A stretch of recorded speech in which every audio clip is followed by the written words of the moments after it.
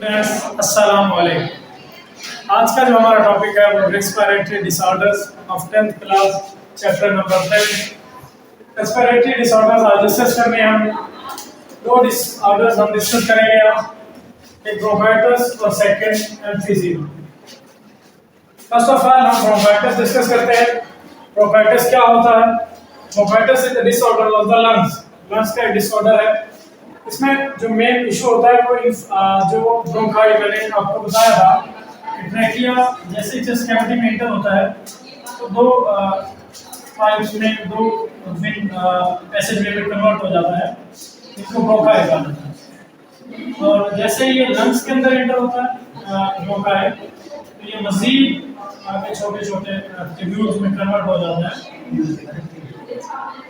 इनको ब्रोंक्यूल्स कहा जाता है।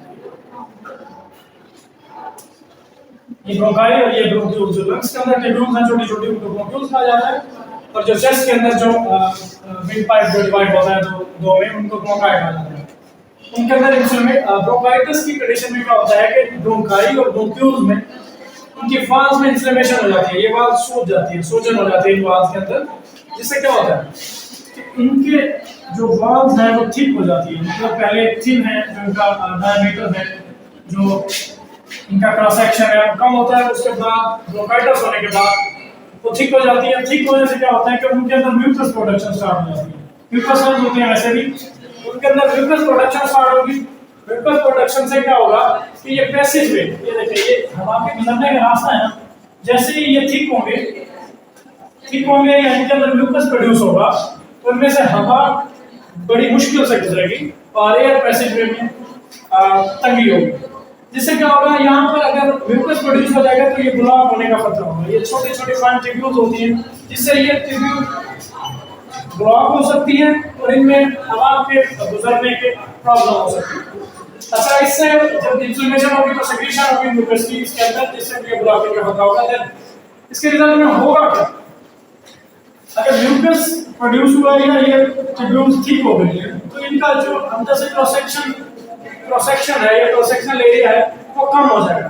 क्रॉस सेक्शनल एरिया कम होने की वजह से सांस लेने में दुश्वारी होगी, बहुत से सांस से रिलेटेड बहुत सारे प्रॉब्लम्स होंगे। इसका काज मतलब इसकी वजह क्या हो सकती है? वो बैक्टीरिया हो सकता है या वायरस हो सकता है। तो जो हम सांस लेते हैं अगर वो एयर कंटेमिनेटेड है तो किसी इंसान को ये ब्रोंकाइटिस है, उसके स्पोर, उसके जो बैक्टीरिया उसने छींक आई उसको या वो खांसा कफिंग की उसने, तो जो बैक्टीरिया हवा के अंदर मौजूद होंगे, अगर हम कुआं में नहीं रखिए तो वो जाकर इनको डिफेक्ट करेंगे ब्रोंकाइटिस को, जिससे क्या होगा इनमें इन्फ्लेमेशन का होगी कि ब्रोंक्स के अंदर और म्यूकस प्रोड्यूस होगा। म्यूकस प्रोड्यूस होगा तो इन ट्यूब्यूल्स को ब्लॉक कर देगा या इनकी क्रॉस सेक्शन को नैरो कर देगा। अगर क्रॉस सेक्शन नैरो हो गया तो एयर पैसेज में या एयर के ट्रांसपोर्ट में दुश्वारी होगी, जिससे रेस्पिरेटरी डिसऑर्डर प्रोड्यूस होगा। अच्छा, ब्रोंकाइटिस की मजीद दो टाइप्स हैं।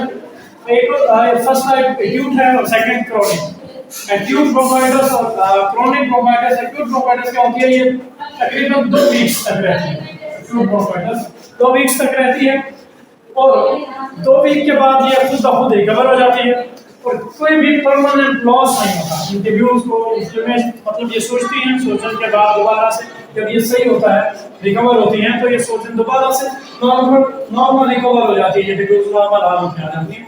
कोई भी परमानेंट लॉस, परमानेंट डैमेज नहीं होता है ट्यूब्यूल्स को। तो ये फॉर्म जो 2 वीक्स तक रहती है और विदाउट परमानेंट डैमेज रिकवर हो जाती है, वो एक्यूट ब्रोंकाइटिस कहलाती है। तो सेकंड टाइप होती है क्रोनिक ब्रोंकाइटिस। क्रोनिक ब्रोंकाइटिस में क्या होता है कि ये 3 मंथ से 2 साल तक ये इन्फेक्शन रहता है। इसमें जो इस इन्फेक्शन के दौरान 3 मंथ से 2 साल के दरमियान जो इन्फेक्शन होता है, इस इन्फेक्शन के दौरान ये ट्यूब्यूल्स डैमेज हो जाती है। इन ट्यूब्यूल्स का स्ट्रक्चर, इन ट्यूब्यूल्स की फंक्शनिंग डिस्टर्ब हो जाती है और परमानेंट डैमेज हो जाता है। इनमें परमानेंट डैमेज होता है और इनमें कोई भी परमानेंट डैमेज नहीं होता है। जब रिकवरी होती है, इससे रिकवर भी हो जाए इंसान, तो जो ट्यूब्यूल्स डैमेज हो चुका होता है वो रिकवर नहीं होता क्रोनिक कंडीशन में। तो ये डिफरेंस शॉर्टकट्स में आया करता है। तो इसमें डिफरेंस एक्यूट ब्रोंकाइटिस और क्रोनिक ब्रोंकाइटिस का डिफरेंस है। इसके सिम्पटम्स क्या होते हैं ब्रोंकाइटिस के? सिम्पटम्स देखें, पहला कफ, खांसी ज्यादा आती है, विल वीजिंग, व्हीजिंग कहते हैं मतलब एक सांस लेने में दुश्वारी जब होती है तो अजीब सी एक आवाज आती है, ऐसे मतलब जब दम्मा होता है, अस्थमा होता है जिसे, उसको जब वो सांस ले रहा होता है तो अजीब सी साउंड प्रोड्यूस होती है सांस लेने के दौरान, उसको व्हीजिंग कहा जाता है। फीवर, बुखार होता है, ठंड लगती है पेशेंट को जिसको ब्रोंकाइटिस होता है, शॉर्टनेस ऑफ ब्रीथ, और सांस में तंगी होती है, सांस में दुश्वारी होती है सांस लेने में से, तो ये सिम्टम्स हैं ब्रोंकाइटिस। तो यहाँ तक ये ब्रोंकाइटिस था। उसके बाद नेक्स्ट जो डिजीज है वो एम्फीसीमा है। Emphysema basically destruction of the alveoli wall. Alveoli मैंने आपको बताया था कि ब्रोंकाई जैसे ही अंदर एंटर होती है लंग्स के अंदर, वो ब्रोंक्यूल्स में डिवाइड हो जाती है, ब्रोंक्यूल्स एंड होते हैं सैक लाइक स्ट्रक्चर्स के अंदर। ब्रोंक्यूल्स एंड होते हैं सैक लाइक स्ट्रक्चर्स के अंदर, इन सैक लाइक स्ट्रक्चर्स को एल्वेओलाई कहा जाता है। एल्वेओलाई कहा जाता है। एल्वेओलाई के अंदर इस तरह से वाल्व होते हैं, हर एल्वेओलाई के अंदर ये क्रॉस सेक्शन, और इस हर वाल्व के ऊपर कैपिलरीज का नेटवर्क होता है। कैपिलरीज मतलब ब्लड वेसल्स होते हैं। ब्लड वेसल्स में ब्लड सर्कुलेट कर रहा होता है, जिससे अगर हवा इनके अंदर इंटर हुई है, ब्रोंक्यूल एल्वेओलाई के अंदर हवा इंटर हुई है, एयर इंटर हुई है, उसके अंदर ऑक्सीजन, इन वाल्व्स के थ्रू वो ऑक्सीजन एक्सचेंज होती है ब्लड के अंदर, और ब्लड से कार्बन डाइऑक्साइड इन वाल्व्स के थ्रू इस कैविटी के अंदर जाती है, और ये कैविटी से कार्बन डाइऑक्साइड बाहर एनवायरनमेंट में एक्सचेंज कर दी जाती है। और एम्फीसीमा में क्या होता है कि ये वाल्व किसी भी फ्लूटन की वजह से, किसी भी म्यूटाजन की वजह से, किसी भी काज की वजह से, वो इसका जो काज हो सकता है वो ग्लूटेंस हो सकते हैं, सिगरेट, टोबैको हो सकता है, मतलब टोबैको का जो स्मोक होता है, धुआं होता है, सिगरेट का जो ग्लूटेंस वगैरह होंगे, सिगरेट के धुएं के अंदर जो ग्लूटेंस होते हैं, कोई भी बैक्टीरिया वगैरह जो इन वाल्व्स को अगर डैमेज कर दें, वाल्व डैमेज होगी तो वो कंडीशन क्या कहलाएगी, एम्फीसीमा। तो एम्फीसीमा में क्या होता है, जब वाल्व डैमेज हो जाएंगे तो सरफेस एरिया जो एक्सचेंज का, गैसेस एक्सचेंज का सरफेस एरिया होगा वो ऑटोमेटिकली कम हो जाएगा। इस तरह से देखें, ये जो नॉर्मल एल्वेओलाई है, एम्फीसीमा के बाद ये इस कंडीशन में कुछ इस तरह से हो जाती है कि ये सरफेस एरिया कम हो जाता है, ये वाल्व डैमेज हो जाती है। ये देखिए छोटे छोटे सैक बने हुए हैं, ये एक सैक है, ये दूसरा सैक है, ये तीसरा सैक है, ये चौथा सैक है। एक एल्वेओलाई के अंदर मतलब मुख्तलिफ किस्म के पार्टीशन बने हुए हैं।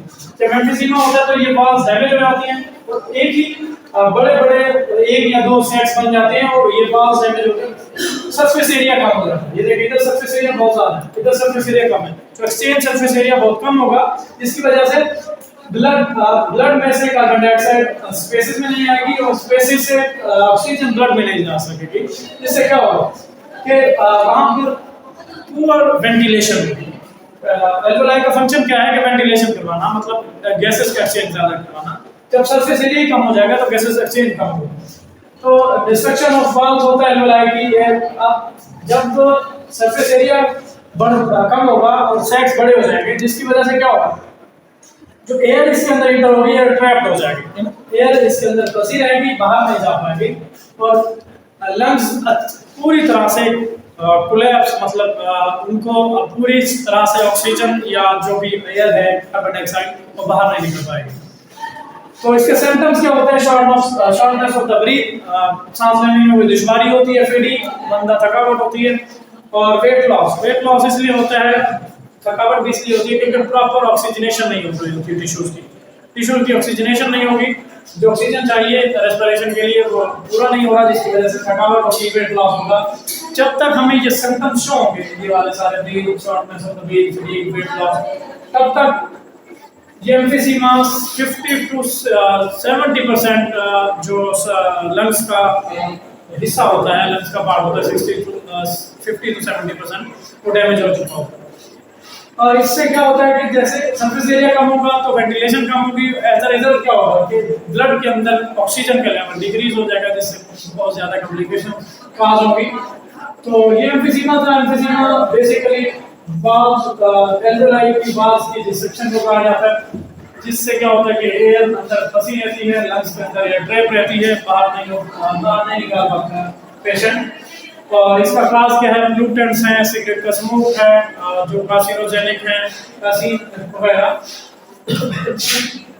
इसके अंदर इलास्टिसिटी होती है, इसके अंदर तब ये ग्लूटेन सिंपल ग्लूटेन मतलब सिगरेट का धुआं वगैरह या डस्ट पार्टिकल या इस तरह से कॉन्स्टेंटली बंदा इनहेल करता है, तो ये बहुत इलास्टिसिटी खो देती है, रेगुलर के बाद इलास्टिसिटी खो जाती है।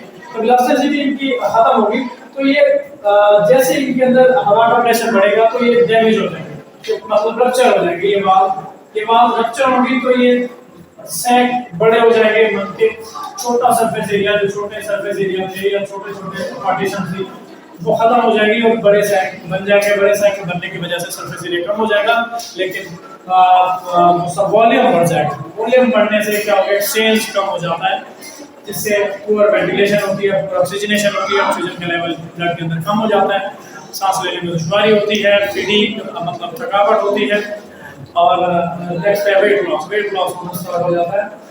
तो ये दोनों आज टॉपिक्स से हमने डिस्कस किए। ब्रोंकाइटिस के जो काज था, रिजल्ट्स थे, उसकी टाइप्स थी, उसके सिम्टम्स, एम्फिजीमा किस वजह से होता है, डिस्ट्रक्शन ऑफ वैल्वुलर वॉल्स की वजह से होता है। एम्फिजीमा का काज क्या होता है, ब्लूटेंट्स वगैरह होते हैं, सारे सिगरेट स्मोक, उसके सिम्टम्स और उसका काज, और वो जब तक पता चलता है 50% डैमेज हो चुके होते हैं लंग्स। उम्मीद करता हूँ आपको ये समझ आया होगा। अगर कोई इससे रिलेटेड कोई किसी किस्म की कोई क्यूरी है तो आप कमेंट सेक्शन में पूछ सकते हैं। नेक्स्ट लेक्चर के लिए अल्लाह हाफिज़।